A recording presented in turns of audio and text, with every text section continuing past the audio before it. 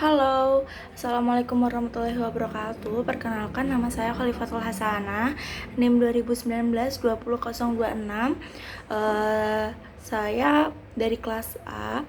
Dalam hal ini saya akan mempresentasikan atau menjelaskan materi dalam hak kekayaan intelektual. Nah, dalam materi kali ini saya akan membahas tentang hak paten, yang mana hak paten ini ada dalam pertemuan keempat sampai pertemuan keenam dan ada dalam bab 2. Nah, materi hak kekayaan intelektual ini saya akan membahasnya mengenai hak paten. Oke, menurut Undang-Undang Nomor 14 tahun 2001 dalam pasal 1 ayat 1 menyatakan bahwa hak paten merupakan hak eksklusif yang diberikan oleh negara kepada penemu atas hasil penemuannya di bidang teknologi. Nah, dalam hal ini dalam bidang teknologi yang untuk selama waktu tertentu melaksanakan sendiri invensinya atau memberikan persetujuannya kepada pihak lain untuk melakukannya. Maka dapat ditarik beberapa unsur dari paten itu sendiri, yaitu paten merupakan hak eksklusif, yang berarti bahwa paten sebagai hak kebendaan yang sifatnya tidak terwujud dan merupakan hak khusus. Yang kedua, paten diberikan oleh negara kepada investor dengan cara mengajukan pendaftaran paten. Yang ketiga, paten memberikan jangka waktu tertentu untuk melaksanakan invensinya atau memberikan persetujuan kepada pihak lain untuk melaksanakannya. Oke. Dalam hal ini, siapa sajakah dalam paten itu sendiri ada siapa sajakah, atau ada beberapa unsur sih gitu kan. Nah, dalam paten itu sendiri terdapat 3 unsur. Menurutku terdapat 3 unsur. Yang pertama yakni invensi, yang mana invensi ini sendiri yaitu ide dari investor. Nah, ide dari investor yang dituangkan dalam suatu kegiatan pemecahan masalah yang spesifik di bidang teknologi. Dapat berupa produk atau proses, bahkan dalam hal penyempurnaan atau pengembangan produk. Hal ini terdapat dalam Undang-Undang Nomor 14 tahun 2001 pasal 1 ayat 2. Yang kedua, yaitu investor. Siapakah investor itu? Nah, investor yaitu seseorang secara sendiri atau beberapa orang yang secara bersama-sama melaksanakan ide yang dituangkan ke dalam kegiatan yang menghasilkan invensi. Jadi, invensi yang tadi pertama itu dihasilkan dengan adanya investor. Jadi, tanpa investor, invensi tersebut tidak akan ada. Nah, dalam hal ini terdapat dalam Undang-Undang Nomor 14 tahun 2001 pasal 1 ayat 3. Oke, yang selanjutnya dalam yang ketiga yakni subjek paten. Apa sih yang disebut subjek paten itu? Oke, mari kita bahas. Subjek paten yakni sebagai subjek paten antara lain bisa dilihat subjek paten yaitu proses, bisa berupa proses, mesin, maupun barang yang diproduksi dan digunakan. Oke, lanjut ke syarat-syarat paten. Syarat-syarat paten yakni ada 3. Yang pertama, penemuan tersebut merupakan penemuan baru. Jadi jika penemuan itu kayak penemuan lama lah istilahnya, itu nggak bisa, jadi dia harus baru, atau memperbarui penemuan yang lama misalkan, itu belum bisa. Jadi bisa dikatakan paten apabila penemuan tersebut merupakan penemuan baru. Yang kedua yakni penemuan tersebut diproduksi dalam skala masalah industrial. Suatu penemuan teknologi secanggih apapun tetapi tidak dapat diproduksi dalam skala industrial, atau karena harganya sangat mahal atau tidak ekonomis, maka tidak berhak atas paten. Mengapa demikian? Karena misal kita memproduksi suatu barang tapi barang tersebut memiliki harga yang sangat tinggi atau yang sangat mahal. Hal tersebut mengakibatkan tidak akan adanya konsumen pun akan kayak nggak jadi beli gitu karena mahal, jadi itu tidak bisa dipatenkan. Nah, yang ketiga, penemuan tersebut merupakan penemuan yang tidak terduga. Bila sekedar menggabungkan dua benda, maka tidak dapat dipatenkan. Mengapa demikian? Misal aku mempunyai pensil, ada penghapus.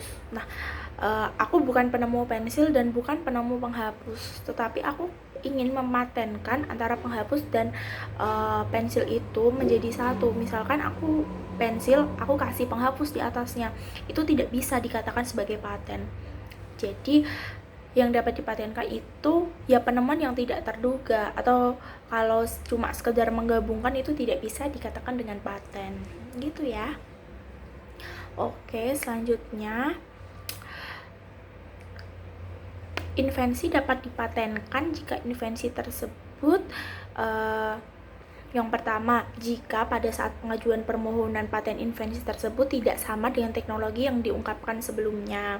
Yang kedua, mengandung langkah inventif jika invensi tersebut merupakan hal yang dapat diduga sebelumnya bagi seseorang yang mempunyai keahlian tertentu di bidang teknik. Yang ketiga atau yang terakhir yakni dapat diterapkan dalam industri jika invensi tersebut dapat diproduksi atau dapat digunakan dalam berbagai jenis industri. Lantas, apakah ada hak dan kewajiban dari pemegang paten itu? Ada, jawabannya ada. Terdapat dalam pasal 16 Undang-Undang tahun 2001, Undang-Undang nomor 14 tahun 2001 di pasal 16. Yang pertama yakni pemegang paten memiliki hak eksklusif untuk melaksanakan paten yang dimilikinya dan melarang pihak lain yang tanpa persetujuannya dalam hal paten produk membuat, menggunakan, menjual, mengimpor, menyewakan, menyerahkan atau menyediakan untuk dijual atau disewakan, bahkan diserahkan produk yang diberi paten. Itu tidak bisa. Itu merupakan hak dan kewajiban jadi pemegang paten. Yang kedua yakni dalam hal paten proses menggunakan produk paten yang diberi paten untuk membuat barang tindakan lainnya sebagaimana dimaksud tadi. Yang kedua dalam hal paten proses, larangan terhadap pihak lain tanpa persetujuannya melakukan impor sebagaimana dimaksud pada ayat 1 hanya berlaku terhadap impor produk yang semata-mata dihasilkan dari penggunaan paten proses yang dimilikinya. Yang ketiga, dikecualikan dari ketentuan sebagaimana dimaksud pada pada ayat 1 dan ayat 2 apabila pemakaian paten tersebut untuk kepentingan pendidikan, penelitian, percobaan, bahkan analisis sepanjang tidak merugikan kepentingan yang wajar dari pemegang paten. Pasal 17 ayat 1 dengan tidak mengurangi ketentuan dalam pasal 16 ayat 1, pemegang paten wajib membuat, produksi, atau menggunakan proses yang diberi paten di Indonesia. Ayat 2 dikecualikan dari kewajiban sebagaimana dimaksud pada ayat 1 apabila pembuatan produk atau penggunaan proses tersebut hanyalah dilakukan secara regional. Yang ketiga atau ayat 3 yakni pengecualian sebagaimana dimaksud pada ayat 2 hanya dapat disetujui oleh Direktorat Jenderal apabila pemegang hak paten telah mengajukan permohonan tertulis dengan disertai alasan dan bukti yang diberikan oleh instansi yang berwenang. Ayat 4, syarat-syarat mengenai pengecualian dan tata cara pengajuan permohonan tertulis sebagaimana dimaksud pada ayat 3 diatur lebih lanjut dengan peraturan pemerintah. Oke. Secara garis besar, hal-hal yang berhubungan dengan permohonan paten diatur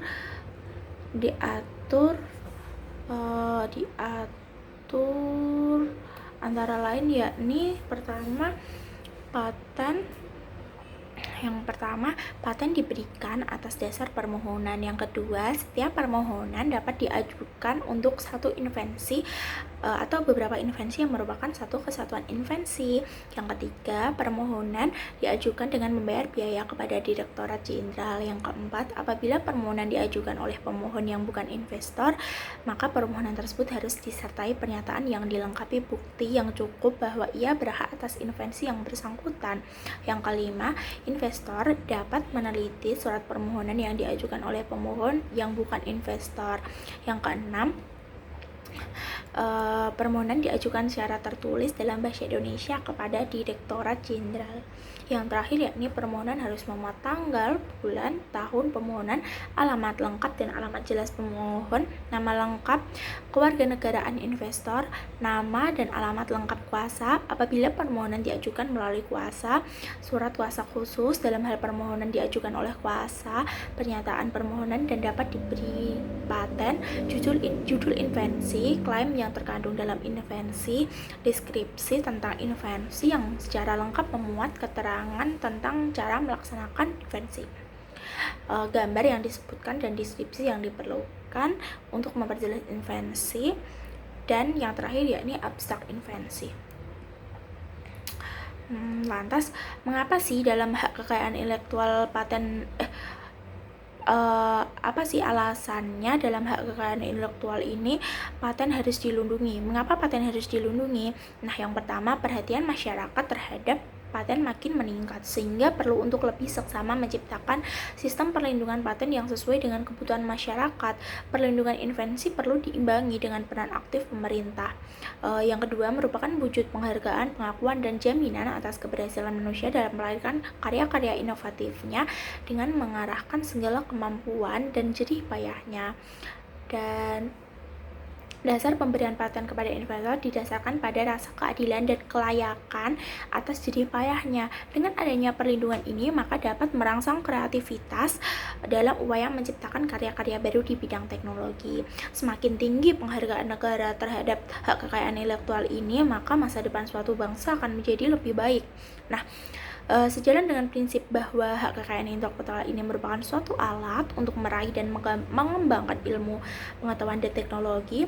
Nah, sistem perlindungan hak KI atau hak kekayaan intelektual ini dengan mudah diakses oleh pihak lain, misalnya seperti paten yang bersifat terbuka, di mana investornya berkewajiban untuk menguraikan atau membeberkan penemuannya dengan rinci yang memungkinkan orang lain dapat belajar atau melaksanakan penemuan tersebut.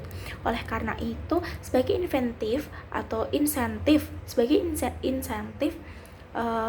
dan imbalan kepada investor harus diberikan hak khusus atau hak eksklusif dalam jangka waktu tertentu.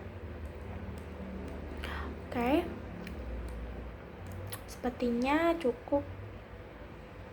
Oh, ya, ada lagi yang terakhir. Yakni apa aja sih keuntungan dari perlindungan hak kekayaan intelektual ini terhadap paten? Apa sih keuntungannya? Yang pertama, paten membantu menggalakkan perkembangan teknologi dan ekonomi suatu negara. Yang kedua, paten membantu menciptakan suatu kondusif bagi tumbuhnya industri-industri lokal. Yang ketiga, paten membantu perkembangan ilmu dan teknologi serta ekonomi negara lain dengan fasilitas lisensi. Oke, sekian penjelasan saya mengenai hak paten dalam materi hak kekayaan intelektual. Kurang lebihnya saya mohon maaf. Terima kasih. Wassalamualaikum warahmatullahi wabarakatuh. Bye.